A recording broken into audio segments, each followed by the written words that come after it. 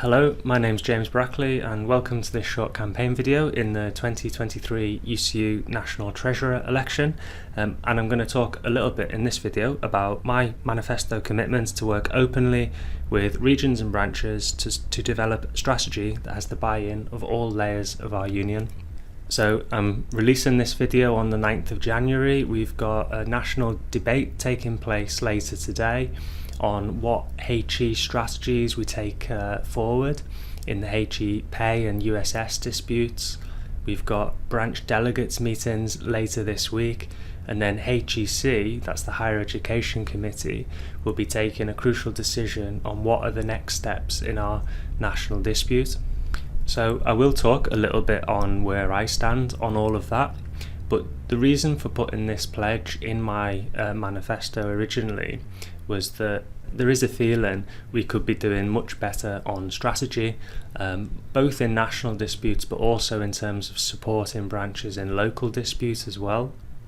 And if we look back over the last 3 years or so, really, there has been a sort of a sense that we've often changed strategy mid-dispute, or we've not really had a strategy, or we've not always been great at identifying, well, what are our demands or what are our key points of leverage. And we've certainly not always been great at working with the existing structures of the union to let activists know what's taking place and what's happening with negotiations, with things like strike fund payments, and keeping members informed throughout those disputes. So I think as National Treasurer, all of the national officers have a crucial role to play in supporting NEC and HEC in those crucial strategic decisions, not overruling or delaying those decisions, making sure they do get implemented, and also making sure decisions get communicated with members as well. Because I do think if we get all of that right, we really are in a stronger position as we've ever been as a union. The level of mobilisation amongst our members is fantastic. You just look at recent ballot results, the 57% turnout across 150 institutions in the HE pay dispute, over 60% in the USS ballot. Similarly, the branch survey that took place, or the member survey that took place in the autumn, saw our members calling for pretty much all forms of action that were put on the table in overwhelming numbers. I think our members are angry about the cost of living crisis, about the cuts to those pensions, and they're demanding action, I think. And if we look at some of the local disputes where we have had success, the University of Liverpool with fantastic campaign to overturn local redundancies, the Open University around ending the use of fixed term contracts at their institution, and also some of the fantastic local pay settlements we've been able to achieve in certain places, and particularly in FE.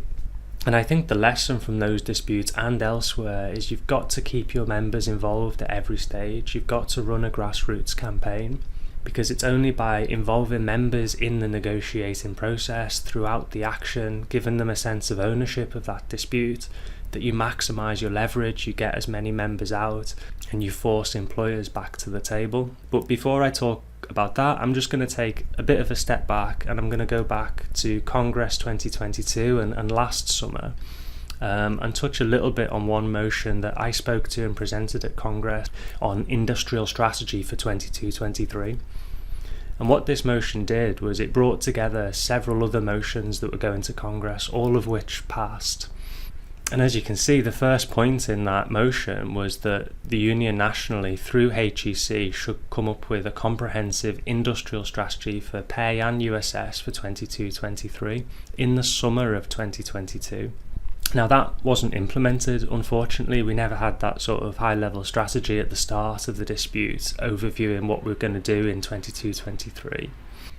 We argued that the strategy should include an extended autumn ballot, which did take place, and we saw the fantastic results of that. Extending that ballot period through the autumn, balloting during term time, helped us achieve those fantastic results. But you can see there in point 2, what we actually argued for at Congress was for that ballot to close in January 2023, so around now. And what that would have done is it would have meant we'd have had a 6-month mandate running throughout the entirety of the spring term, and would have covered the entirety of the exam period as well. Now again, unfortunately, that didn't happen, and it wasn't quite implemented. We called for weekly updates on ballot turnouts and ballot exclusions. We called for, like several other motions, for branch delegates meetings with voting rights to agree the nature of any strike action. We called for an ambitious funding drive to be launched in the autumn term.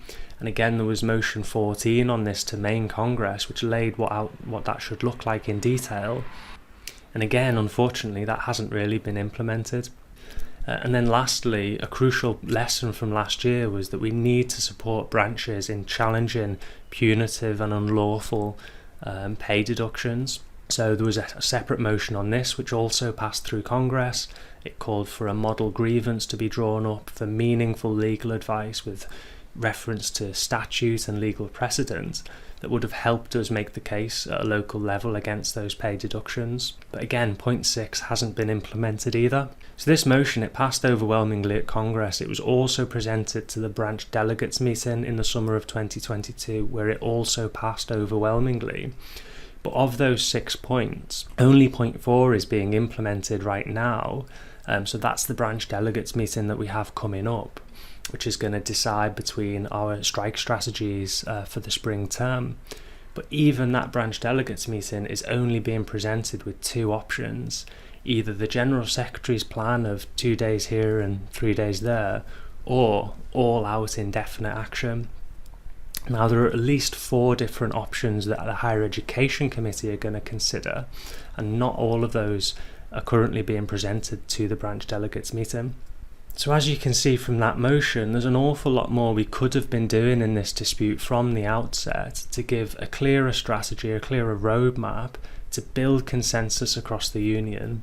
And as we argued, using the autumn term to get the vote out, to build that consensus around the strike action and strike strategy, and then using the spring and the summer to really realise our leverage and hit employers. In terms of where we stand right now in the national disputes, I'm going to leave in the links in the description to this video links to each of the 4 options that the Higher Education Committee are going to be considering. And in terms of where I stand of the 4, my preference is for something called discontinuous indefinite action. So the idea is we take hard-hitting action throughout the spring term. We take 4 days out of 5 every week on a discontinuous basis. You rotate the day that you're not on strike, so Monday through to Friday, week by week. The key distinction with the indefinite all-out proposal is that under all-out indefinite action, that's a continuous action, so you would see 7 out of 7 days of pay deduction. Whereas with 4 out of 5 days discontinuous action, there's quite clear legal precedent that you can only be deducted for the days that you take strike action. So that would be 4 days out of 7. So you'd be paid 3 out of 7. And after tax, that's approximately 50% for most members. So we think the 4 days out of 5 plan realises almost as much leverage as going all out, but is considerably more affordable and more sustainable for most members. But as we go through these consultations this week on what to do next, it's also really important to remember that there isn't one clever plan that's going to win this dispute for us. There are some very good ideas that will fail if they're not properly implemented, if notifications get delayed, if members are not kept informed about the negotiations, if we're not kept informed about what are our strike pay from the union and things like that. And if there isn't clear sort of leadership and coordination from the union nationally, keeping this dispute together. Equally, there are very good options and alternatives that could be made to work if they're really well implemented and really well communicated and we all unite and we all get behind them. I'll also leave in the links in the description some good analysis of the 21-22 dispute and some of the mistakes we maybe made last time round, which we probably don't want to be repeating this time round, especially if we do end up looking towards moving into a summer marking and assessment boycott. So that's my position on UCU strategy and how we could maybe do more to keep members informed and build strategy moving forwards. To follow my campaign, I'm on Twitter as BrackleyJ or the socialistaccountant.co.uk as well.